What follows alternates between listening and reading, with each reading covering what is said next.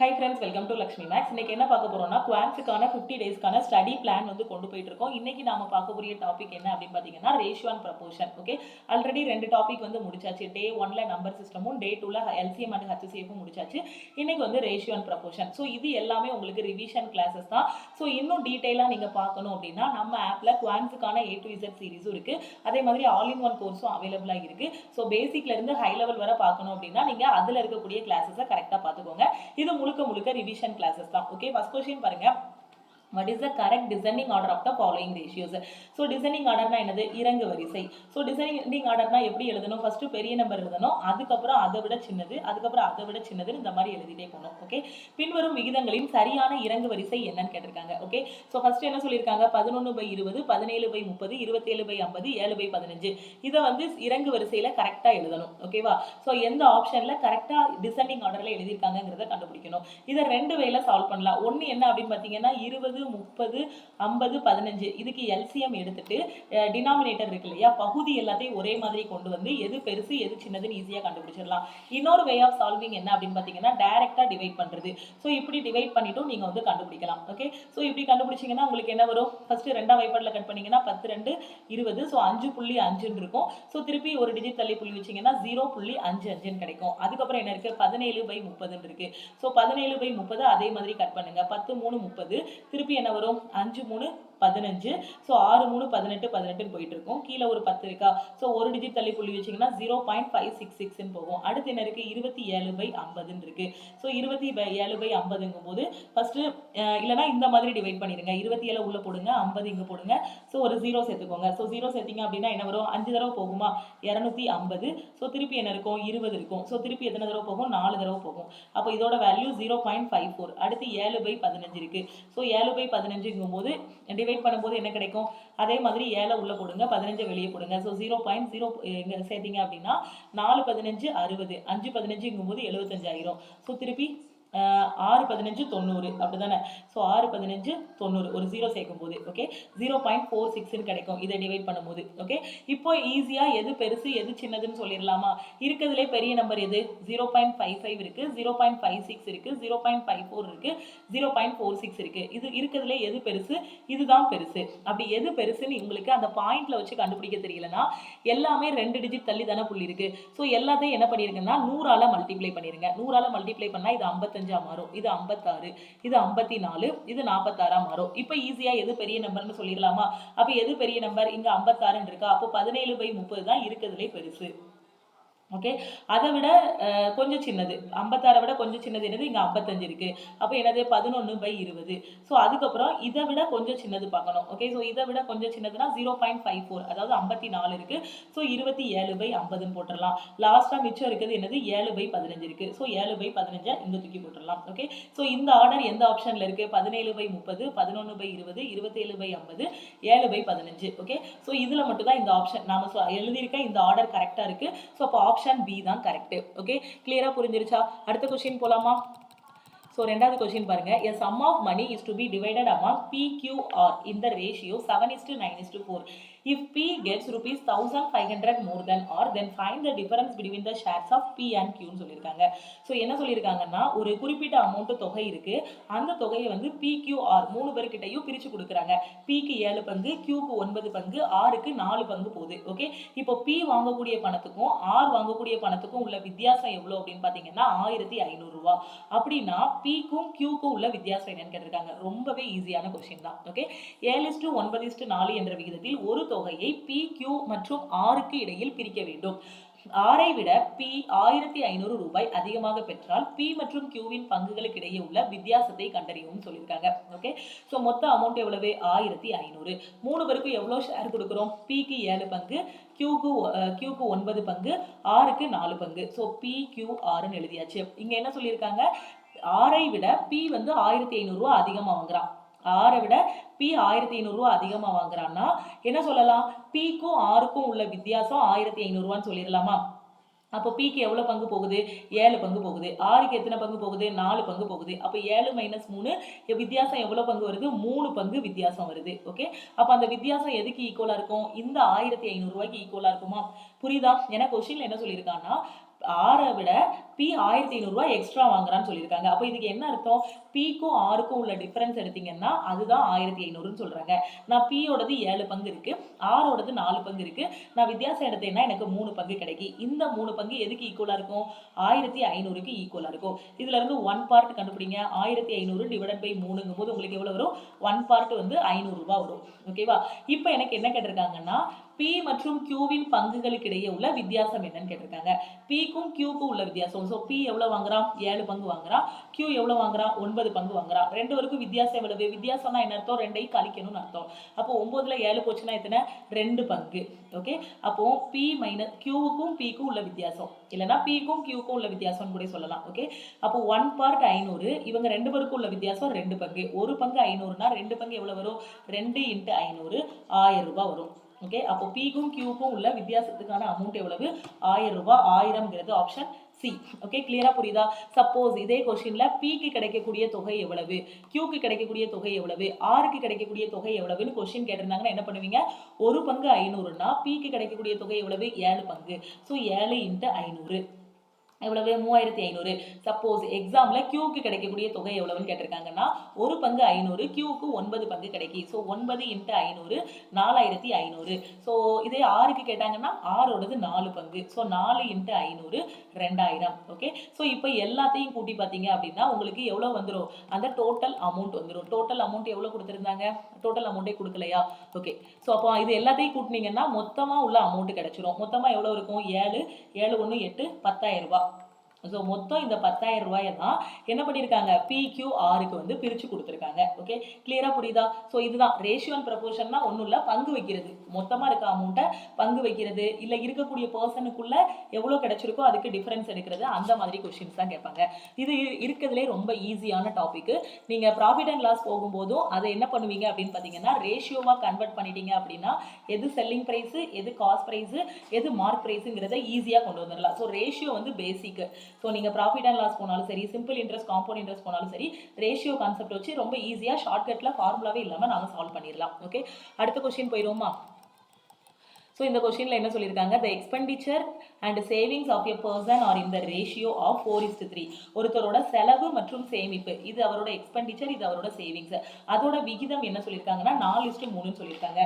his savings increases by 1/5 of his income. ஓகேவா? So savings என்ன பண்ணுறாங்கன்னா திடீர்னு அவர் வாங்கக்கூடிய இன்கம்ல 1/5, 5ல் ஒரு பங்கு எடுத்தோம்னா எவ்வளோ வருதோ அவ்வளோ இன்க்ரீஸ் ஆகிடுது. ஓகேவா? ஸோ புரியுதா? சேவிங்ஸ் வந்து திடீர்னு இவ்வளோ பங்கு வந்து இன்க்ரீஸ் ஆகிடுது.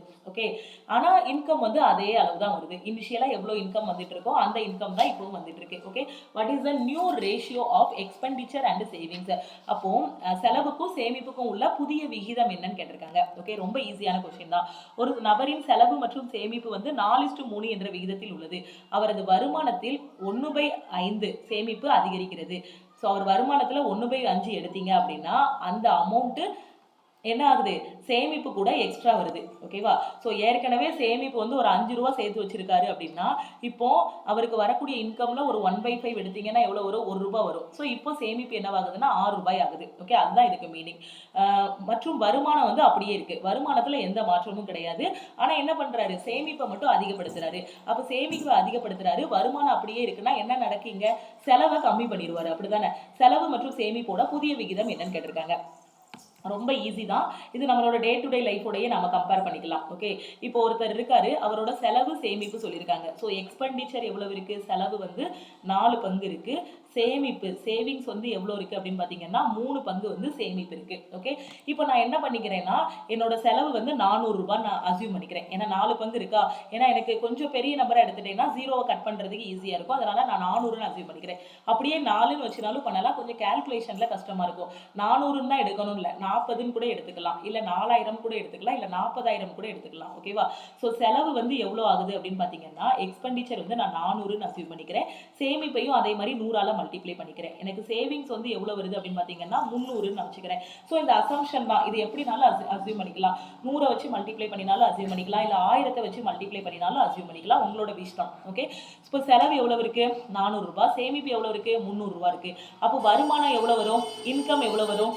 ஸோ இன்கம்னா என்னது? இன்கம்னா என்னது? செலவு பிளஸ் சேமிப்பு இது ரெண்டும் சேர்ந்தது தானே இன்கம், அப்படிதானே? ஸோ இப்போ நமக்கு 5000 ரூபாய் இன்கம் வருது அப்படின்னா செலவு பண்றோம், 2000 ரூபாய் செலவு பண்ணிட்டோம்னா எவ்வளவு ரூபாய் சேமிப்போம்? 3000 ரூபாய் சேமிப்போம். அப்ப அந்த இன்கம்ங்கிறது என்னது? செலவு பிளஸ் சேமிப்பு, இதுதான் நமக்கு இன்கம். அப்போ இன்கம் ஈக்குவல் டு செலவு பிளஸ் சேமிப்புங்கும் போது வருமானம் அவருக்கு எவ்வளவு வருது? 700 ரூபாய் அவரோட வருமானமா இருக்கு. ஓகே, ஸோ இப்போ புரிஞ்சிருச்சா? அவரோட செலவு 400 ரூபாய், சேமிப்பு 300 ரூபாய், அவருக்கு வந்திருக்க வருமானம் எவ்வளவுன்னா 700 ரூபாய். 700 ரூபாய் சம்பளத்துல 400 ரூபாய் செலவு பண்ணிட்டு 300 ரூபாய் சேமிச்சு வைக்கிறாரு. ஓகே, ஸோ இதுதான் இப்ப இருக்கக்கூடிய கதை. அடுத்து என்ன நடக்குன்னா அவரது வருமானத்தில் 1/5, ஓகேவா? ஸோ இங்கிலீஷ் மீடியம் ஸ்டூடெண்ட் பார்த்துக்கோங்க. his savings increases by 1/5 of his income. ஓகேவா? அவருக்கு வரக்கூடிய வருமானத்துல 1/5 எடுத்தீங்கன்னா ஒரு அமௌண்ட் வரும் இல்லையா? அந்த அமௌண்ட் இப்ப என்னவாகிறது? சேவிங்ஸா மாறிடுதுன்னு சொல்லிடுறாங்க. ஓகேவா? அவ்வளவு அளவுக்கு சேவிங்ஸ் வந்து என்னவாகுது? இன்க்ரீஸ் ஆகுது. டைரக்டா சேவிங்ஸ் வந்து ஒரு 10 ரூபாய் இன்க்ரீஸ் ஆகுது, 100 ரூபாய் இன்க்ரீஸ் ஆகுது அப்படின்னு சொல்லாம எப்படி சொல்லியிருக்காங்கன்னா மொத்த வருமானம் இருக்கு இல்லையா? அதுல ஒரு 1/5 எடுங்க, அதுல வரக்கூடிய ஒரு தொகை இருக்கும் இல்லையா? அந்த தொகை என்னவாகிறது? சேவிங்ஸ்ல எக்ஸ்ட்ராவா இன்க்ரீஸ் ஆகுதுன்னு சொல்றாங்க. ஓகே, இப்போ வரக்கூடிய வருமானம் எவ்வளவு? 700 ரூபாய். இந்த 700ல எவ்வளவு எடுக்கணும்? 1/5 எடுக்கணும். 1/5 எடுத்தா உங்களுக்கு எவ்வளவு வரும்? 1 5 5 14 5 70 140 வரும். ஓகே, ஸோ 140 ரூபாய் வருதா? ஸோ இந்த 140 ரூபாய் இப்போ என்னவாகுது? சேமிப்புல எக்ஸ்ட்ராவா போகுது. ஓகேவா? அப்போ சேமிப்பு என்னவா மாறுது எனக்கு? ஸோ சேமிப்பு, புதிய சேமிப்பு என்னவா மாறுது? 300 + 140 மாறுது. ஓகே, ஸோ 300 + 140 மாறும்போது புதிய சேமிப்பு என்னவாகுது? 440 ரூபாயா மாறுது. ஓகேவா? அப்போ ஏற்கனவே 400 ரூபாய் செலவு பண்ணி 300 ரூபாய் சேமிச்சிட்டு இருந்தாரு. இப்போ சேமிப்பு 440 மாறிடுச்சுன்னா செலவை என்ன பண்ணிருப்பாரு? கம்மி பண்ணிருப்பாரு. ஏதாவது ஒரு செலவை கம்மி பண்ணிருப்பாரு, அப்படிதானே? ஸோ இப்போ வருமானம் எவ்வளவு? 700 ரூபாய் வருமானம், சேமிப்பு 440 ரூபாய் அப்படின்னா செலவு என்னவா இருக்கும்? ஏன்னா இங்க என்ன சொல்லிட்டாங்கன்னா வருமானம் மாறலன்னு சொல்லிட்டாங்க. அவரோட வருமானம் அப்படியே தான் இருக்கு, சேமிப்பு மட்டும்தான் இன்க்ரீஸ் ஆகுதுன்னு சொல்லியிருக்காங்க. ஓகேவா? அப்போ சேமிப்பு 440 அப்படின்னா அவரோட வருமானம் கொஸ்டின்ல அப்படிதான் இருக்குன்னு சொல்லிட்டாங்க. அவரோட இன்கம் வந்து பாத்தீங்கன்னா 700 தான் இருக்கு அப்படின்னு சொல்லிட்டாங்க. அப்போ அவரோட செலவு என்னவா இருக்கும்? கம்மியாகிருக்கும், அப்படிதானே? அப்போ செலவு எவ்வளவு வரும்? ஸோ இன்கம் மைனஸ் சேமிப்பு தான் என்னவா இருக்கும்? செலவா இருக்கும். அப்போ செலவு எவ்வளவு வரும்? ஸோ 700 - 440, 0 10ல 4 போனா 6, 6ல 4 போனா 2. ஸோ 260 தான் என்னவா இருக்கும்? அவரோட செலவா இருக்கும். ஓகே, ஸோ இதுதான் அவரோட செலவு. இப்போ உங்களுக்கு என்ன கேட்டிருக்காங்க? அவரோட எதுக்குள்ள ரேஷியோ கேட்டிருக்காங்க? செலவுக்கும் சேமிப்புக்கும் உள்ள புதிய விகிதம் கேட்டிருக்காங்க. ஸோ அவரோட எக்ஸ்பெண்டிச்சருக்கும் சேவிங்ஸுக்கும் உள்ள நியூ ரேஷியோ கேட்டிருக்காங்க. அப்போ செலவு எவ்வளவு? 260 ரூபா. அவரோட சேமிப்பு எவ்வளவு? 440 ரூபா. ரெண்டுக்கும் ரேஷியோ எடுத்தீங்கன்னா 0 0 கட் ஆகிரும்.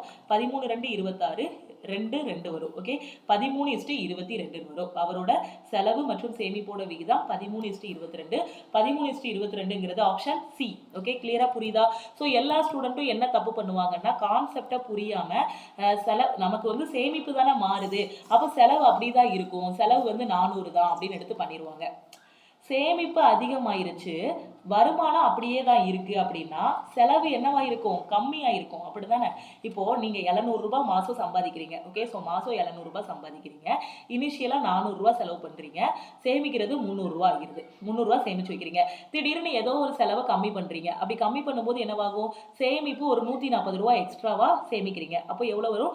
440 ரூபாய் சேமிக்கிறீங்க. ஆனா உங்க சம்பளம் எவ்வளவு? 700 ரூபாய் தான் உங்க சம்பளம். திடீர்னு சேமிப்பு 440 அப்படின்னா செலவு என்னவாயிருக்கும்? இங்க கம்மியாயிருக்கும். எவ்வளவு கம்மியாயிருக்கும்? 700 - 440, 0 10ல 4 போனா 6. ஸோ அது எவ்வளவாயிருக்கும்? 260 ரூபாயா செலவாயிருக்கும். செலவு 260 இருக்க போய் தான் உங்களுக்கு என்னவாயிருக்கு? சேமிப்பு 440 மாறி இருக்கு.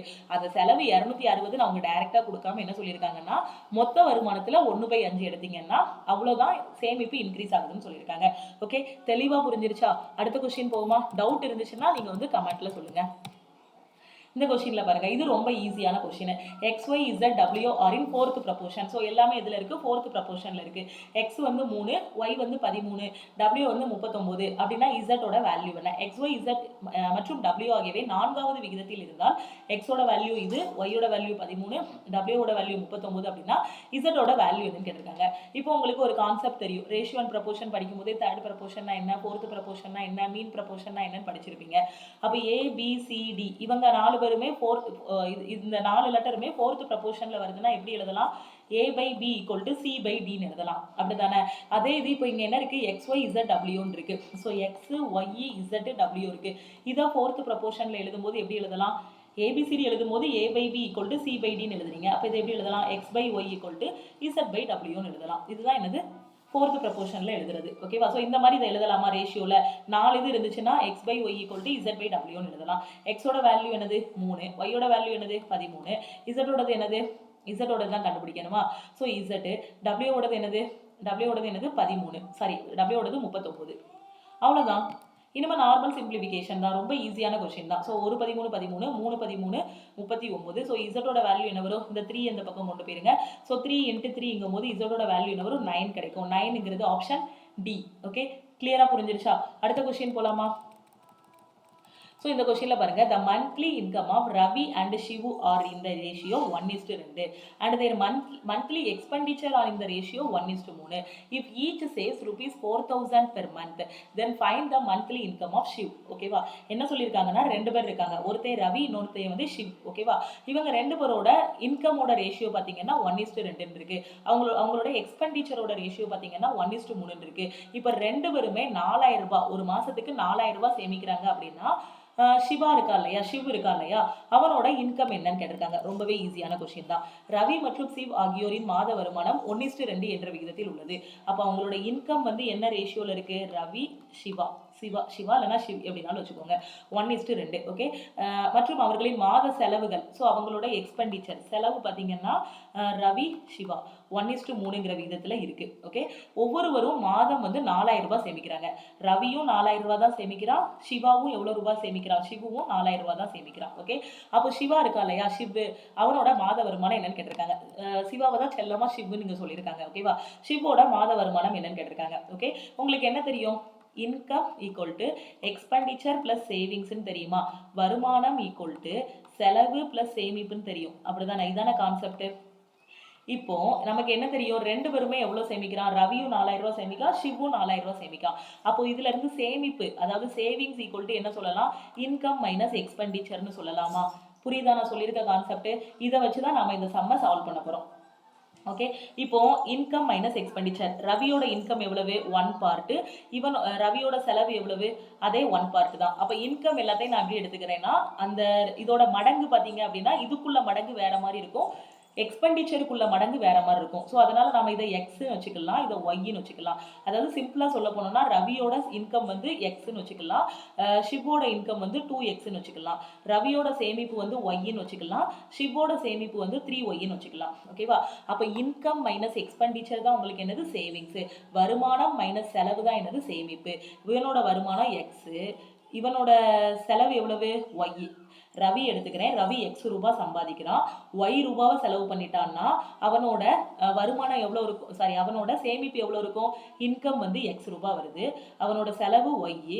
ஸோ அவனோட சேமிப்பு எவ்வளோ கொடுத்துருக்காங்க? 4000 கொடுத்துருக்காங்க. நான் எப்படி x minus y equal to 4000 எழுதியிருக்கேங்கிறது புரியுதா? ஏன்னா இன்கம் மைனஸ் எக்ஸ்பெண்டிச்சர் தான் என்னது? சேவிங்ஸ். வருமானம் மைனஸ் செலவு தான் சேமிப்பு. வருமானம் x ரூபா, செலவு y ரூபா. ஸோ சேமிப்பு எவ்வளோ வந்திருக்கு? 4000 ரூபாய். இது 1வது ஈக்குவேஷன் வச்சுக்கோங்க. அதே மாதிரி சிவாவுக்கும் எழுதுங்க. சிவுக்கு எவ்வளவு? இது அவனோட இன்கம் வந்து 2x, எவ்வளோ செலவு பண்றான்? 3y வந்து செலவு பண்றான். ஸோ 3y செலவு பண்றான், அப்படிதானே? ஸோ 3y செலவு பண்ணும்போது அவனுக்கு சேமிப்பு எவ்வளவு? அதே 4000 ரூபாய் தான் சேமிக்கிறான். ஸோ பிரச்சனை இல்லை, 4000 போட்டுடலாம். ஓகே, இப்போ இந்த 2 ஈக்குவேஷனையும் சால்வ் பண்ணுங்க. சால்வ் பண்ணிட்டு நமக்கு என்ன கேட்டிருக்காங்க? சிவாவோட மாத வருமானம் தான் கேட்டிருக்காங்க. மாத வருமானத்தை நம்ம என்ன எடுத்துக்கிறோம்? எக்ஸுங்கிறத எடுத்திருந்தோம், செலவு தான் ஒய்ன்னு எடுத்திருந்தோம். அப்போ இங்க நம்ம எக்ஸோட வேல்யூ கண்டுபிடிக்கணும். எதுக்காக எக்ஸோட வேல்யூ கண்டுபிடிக்கணும்? புரியுதா? ஏன்னா மாத வருமானம் கேட்டிருக்காங்க, இன்கம் நம்ம எக்ஸ்ன்னு தான் டினோட் பண்ணியிருக்கோம், அதனால எக்ஸ். சப்போஸ் செலவு கேட்டிருந்தாங்கன்னா ஒய்யோட வேல்யூ கண்டுபிடிங்க. ஓகேவா? ஸோ இப்போ வருமானம் தான் வேணும், எக்ஸ் வேணும். ஓகேவா? இப்போ இந்த 2 ஈக்குவேஷனையும் சால்வ் பண்ணணும். ஃபர்ஸ்ட் ஈக்குவேஷனை 2ஆல மல்டிப்ளை பண்ணீங்கன்னா 2x minus 2y equal to 8000 கிடைக்கும். ஓகே, இந்த ஈக்குவேஷனை 2ஆல மல்டிப்ளை பண்ணுங்க. அப்போதான் நமக்கு என்னவாகும்? கேன்சல் ஆகும். ஸோ 2ஆல மல்டிப்ளை பண்ணால் எக்ஸ் கேன்சல் ஆகிருமா? வேண்டாம், நமக்கு எக்ஸ் தான் தேவை. ஸோ 2ஆல மல்டிப்ளை பண்ண வேண்டாம், 3ஆல மல்டிப்ளை பண்ணுங்க. புரியுதா? ஏன்னா இப்போ நம்ம ஒய் கண்டுபிடிச்சு ஒய்யை கொண்டு போய் மறுபடியும் இதில் சப்ஸ்டியூட் பண்ணி எக்ஸ் கண்டுபிடிக்கணும். ஸோ அது 2 ஸ்டெப்பு போகிற மாதிரி இருக்கும். நான் என்ன சொல்கிறேன்? ஒய்யை கேன்சல் பண்ணிட்டீங்கன்னா எக்ஸ் கிடைச்சிடுமா? ஸோ 3ஆல மல்டிப்ளை பண்ணீங்கன்னா 3x minus 3y. Okay, so இது தெரியுதா தெளிவா? நான் அழிச்சிட்டு வேணாலும் எழுதுறேன். ஸோ 3x மைனஸ் 3y என்ன வரும்? ஸோ நான் இதை அழிச்சிடுறேன். நான் என்ன சொல்கிறேன், எனக்கு எக்ஸ் வேணும், நான் ஒய்யை கேன்சல் பண்ணுறேன். ஸோ ஒய்யை கேன்சல் பண்ணுறதுக்கு நான் என்ன பண்ணுறேன், இந்த முதல் ஈக்குவேஷனை நான் 3ஆல் மல்டிப்ளை பண்ணுறேன். மல்டிப்ளை பண்ணால் 3x minus 3y equal to 4 3 12 12,000 கிடைக்கும். ஓகே, ஸோ இப்போ எனக்கு என்ன பண்ணணும், அடையாளத்தை மாற்றணும். இங்கே மைனஸ், இங்கே ப்ளஸ், இங்கே மைனஸ் வரும். ஓகே, இதே கேன்சல் பண்ணிடலாம். 3x minus 2x. Okay, so இதில் என்ன வரும், மைனஸ் எக்ஸ் வரும். பெரிய நம்பர்லேருந்து சின்ன நம்பரை கழிச்சு பெரிய நம்பரில் என்ன அடையாளம் இருக்கோ அதை தூக்கி போட்டுறணும். அடுத்து இங்கே 12,000, இங்கே 4,000 இருக்குது. பெரிய நம்பர்லேருந்து சின்ன நம்பரை கழிச்சு பெரிய நம்பரில் உள்ள அடையாளம். ஸோ 12ல் 4 போனால் 8,000. ஸோ பெரிய நம்பரில் என்ன அடையாளம் இருக்குது, மைனஸ் இருக்குது. இந்த மைனஸும் கேன்சல் ஆகிடும். அப்போ எக்ஸோட வேல்யூ உங்களுக்கு என்ன வருது, 8,000 வருது. ஓகே, எக்ஸுங்கிறது 8,000. ஓகே, இப்போ எனக்கு யாரோடது கேட்டிருக்காங்க, சிவாவோட மாத வருமானம் கேட்டிருக்காங்க. சிவோட மாத வருமானம் எவ்வளவு, 2 பார்ட் 2x. சிவாவோட மாத வருமானம் எவ்வளவு, 2xன்னு வச்சிருக்கோம். எக்ஸோட வேல்யூ 8,000னா 2x என்ன வரும், 2 × 8,000 கிடைக்கும். ஸோ எவ்வளோ வரும், 16,000 கிடைக்கும். ஸோ 16,000 அப்படிங்கிறது, ஸோ 6,000 இல்லை 16,000. ஓகே, ஸோ 16,000 ஆப்ஷனில் இருக்கா, 16,000ங்கிறது ஆப்ஷன் ஏ. ஓகே, தெளிவாக புரிஞ்சிருச்சா? சப்போஸ் ரவியோட மாத வருமானம் கேட்டாங்கன்னா ஒன்றுமே இல்லை, எக்ஸ் தான் ரவியோட மாத வருமானம்.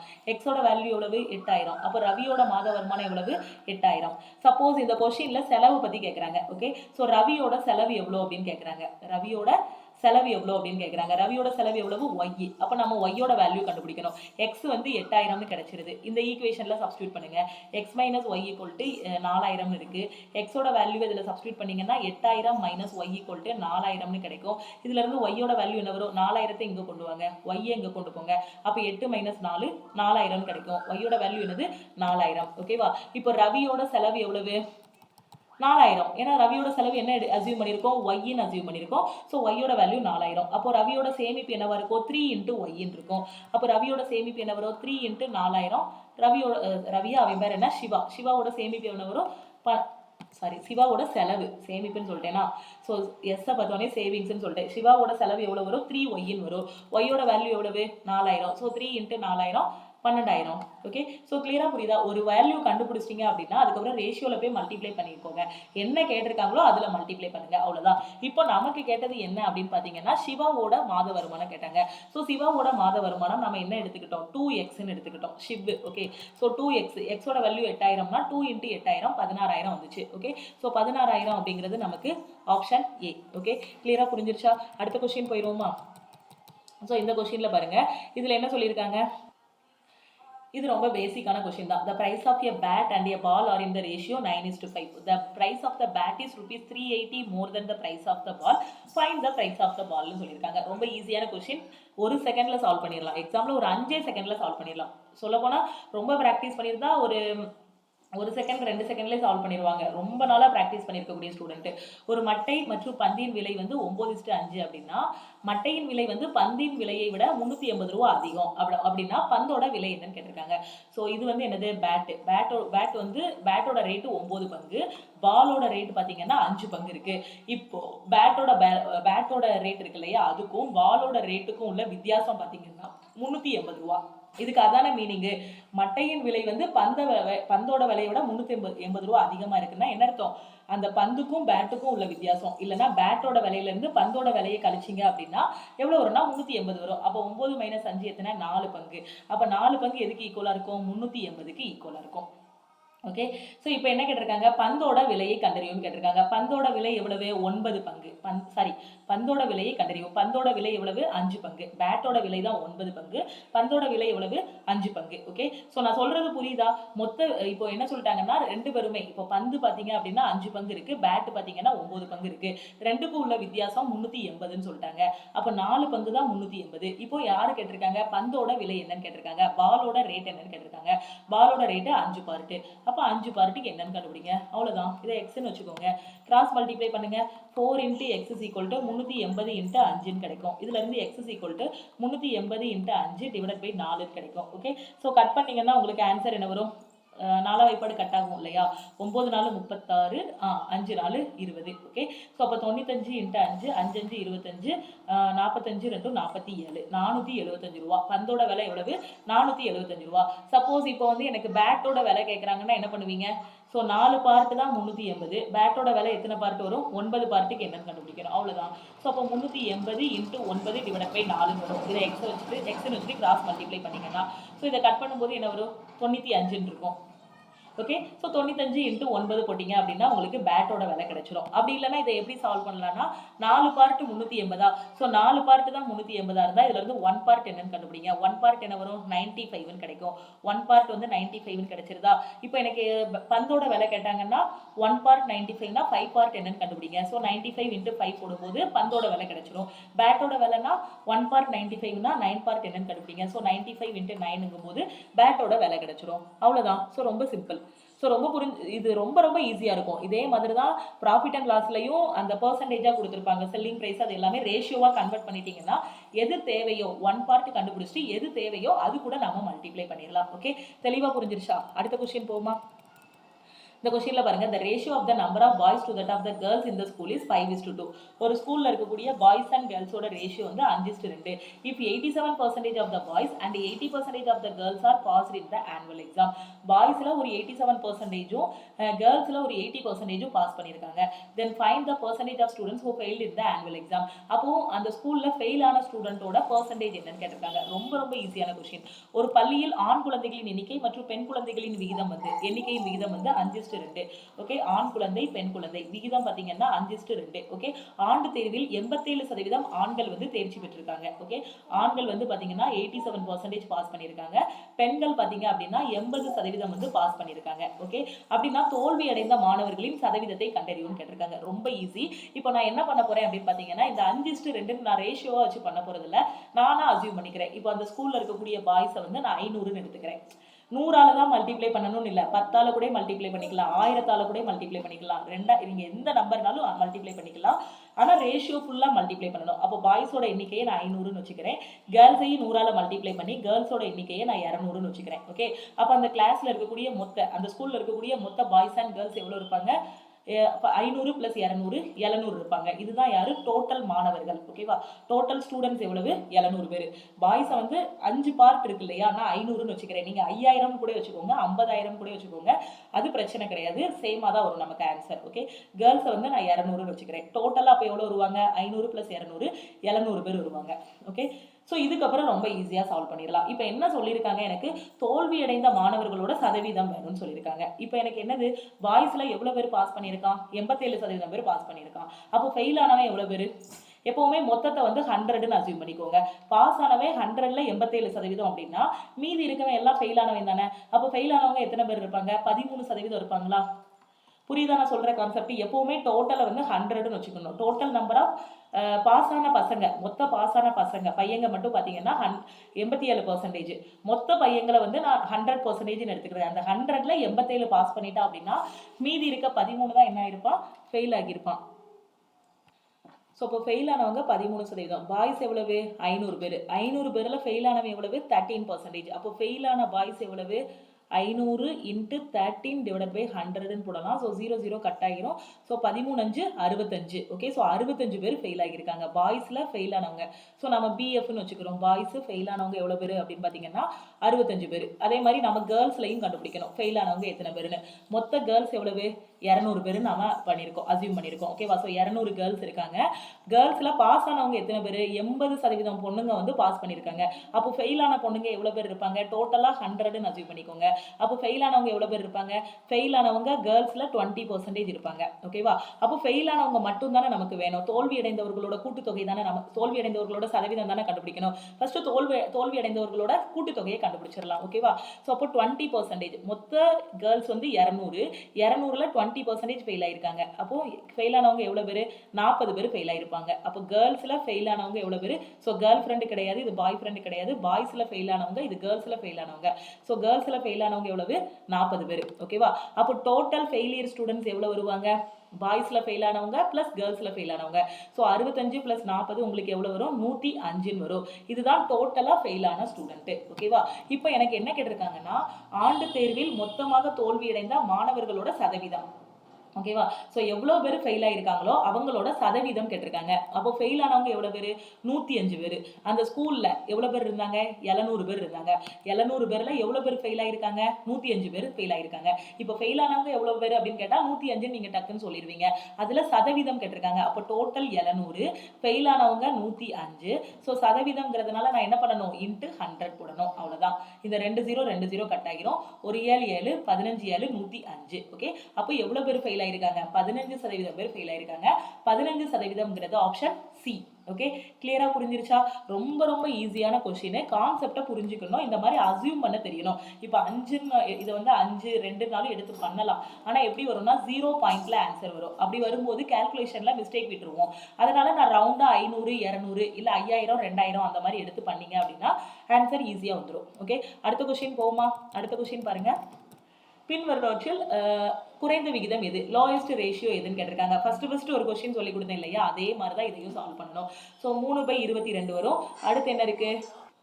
ஸோ 3/22. ஸோ இந்த கொஸ்டினை வேணா நீங்கள் ஹோம்ஒர்க் கொஸ்டினாக எடுத்துக்கோங்க. ஹோம்ஒர்க் கொஸ்டினாக எடுத்துட்டு சால்வ் பண்ணி பாருங்க. ஓகேவா?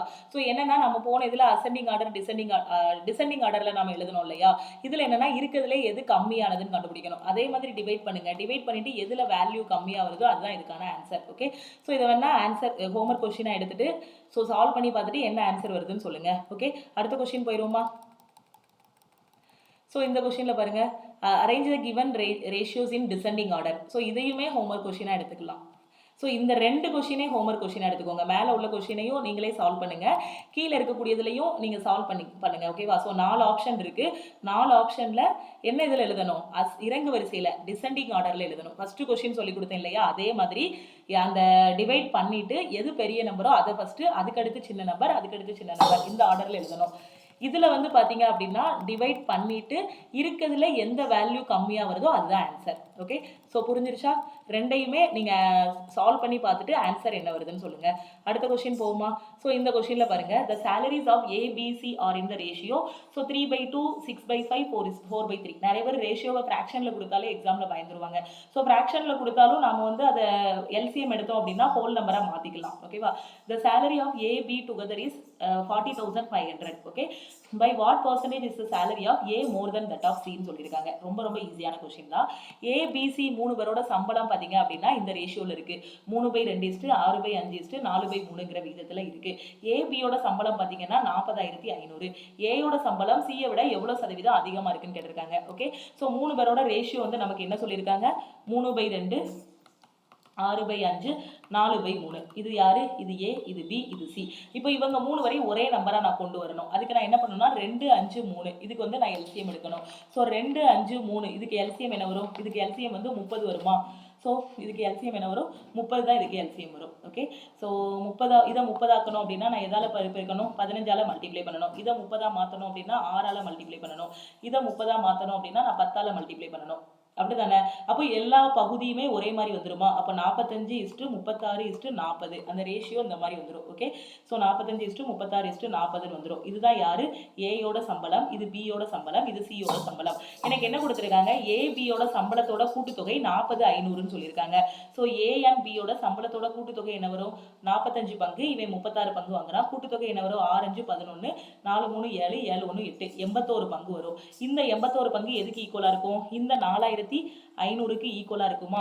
அப்ப 81 பார்ட் தான் 40,500க்கு ஈக்குவலா இருக்குமா? 40,500னா அதுல இருந்து 1 பார்ட் என்னன்னு கொண்டு வாங்க. ஸோ 1 பார்ட் என்னன்னு கொண்டு வந்தாச்சா? ஸோ 1 பார்ட்டுக்கு என்ன பண்ணணும்? 40,500 டிவைடட் பை 81ன்னு வரும். ஸோ 81ஆல கட் பண்ணலாமா?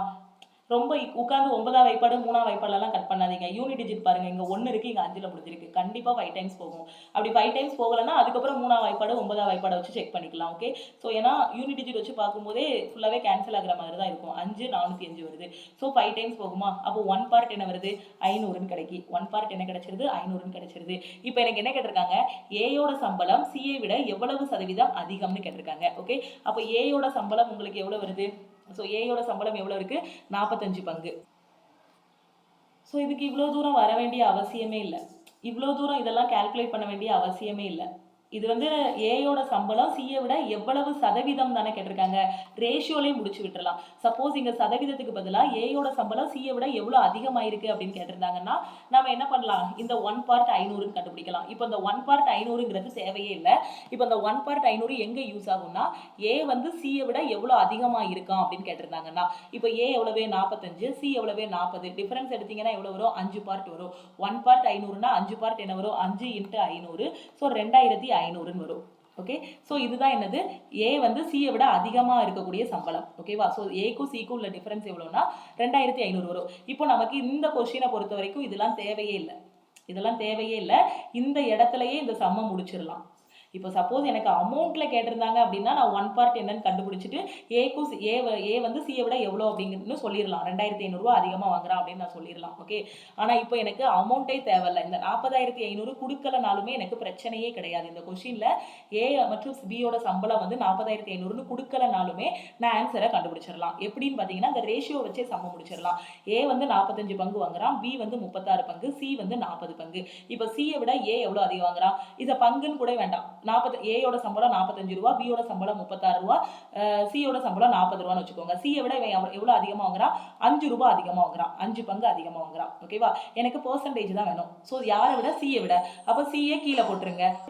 ஸோ இப்போ எவ்வளோ அதிகமாக இருக்குது, 5 வந்து அதிகமாக இருக்குது, சியை விட தானே.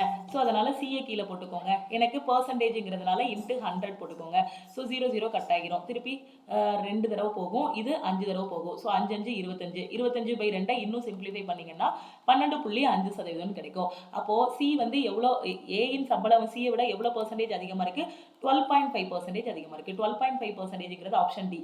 நான் என்ன நினச்சேன்னா அந்த கொஷினை சதவீதம் கேட்கல, ஏ வந்து சியை விட எவ்வளோ அதிகமாக இருக்கான்னு கேட்டிருக்காங்கன்னு நினச்சிட்டேன். ஸோ அதனால தான் நான் இவ்வளோ கண்டுபிடிச்சேன். நீங்கள் எக்ஸாமில் இவ்வளோ கண்டுபிடிக்க வேண்டாம். ஆனால் நிறைய பிகினர் ஸ்டூடெண்ட் என்ன பண்ணுவாங்கன்னா இவ்வளோ தூரம் கண்டுபிடிச்சு ஏயோட சம்பளம் என்னன்னு கண்டுபிடிச்சு சியோட சம்பளம் என்னன்னு கண்டுபிடிச்சு அதுலேருந்து மைனஸ் பண்ணுவாங்க. ஸோ இது தேவையில்லை. ஓகேவா, ஸோ இது வந்து எக்ஸாமில் டைம் வேஸ்ட்டு. இந்த கொஸ்டினை பொறுத்த வரைக்கும் சப்போஸ் அமௌண்ட்டாக கேட்டிருந்தாங்க அப்படின்னா இந்த ஸ்டெப்பு கண்டிப்பாக தேவை. இப்போ அமௌண்ட் தேவையில்லை, வெறும் பர்சன்டேஜ் தான் தேவை. அப்போ ரேஷியோலே சம்ம முடிச்சிடலாம். என்ன பண்ணிடலாம், சி 40 ரூபா வாங்குறான், ஏ 45 ரூபா வாங்குறான். அப்போ எவ்வளோ அதிகமாக வாங்குறான், 5 பார்ட் அதிகமாக வாங்குறான். யாரில் இருந்து, சில இருந்து. ஸோ டிவைடட் பை 40 போட்டு இன்ட்டு 100 போட்டிங்க அப்படின்னா ஈஸியாக சம்ம சால்வ் பண்ணிடலாம். 0 கட் பண்ணுங்க. 50/40ங்கும் போது உங்களுக்கு என்ன வரும், 12.5% கிடைக்கும். ஓகே, ஸோ 12.5%ங்கிறது ஆப்ஷன் டி. ஓகே, தெளிவாக புரிஞ்சிருச்சா? ஓகே, ஸோ இந்த வீடியோ பிடிச்சிருந்து அப்படின்னா லைக் பண்ணுங்க, டவுட்ஸ் இருந்துச்சுன்னா கமெண்ட் பண்ணுங்க. உங்க ஃப்ரெண்ட்ஸும் எக்ஸாமுக்கு ப்ரிப்பேர் பண்றாங்கன்னா மறக்காம அவங்களுக்கு இந்த வீடியோவை ஷேர் பண்ணுங்க.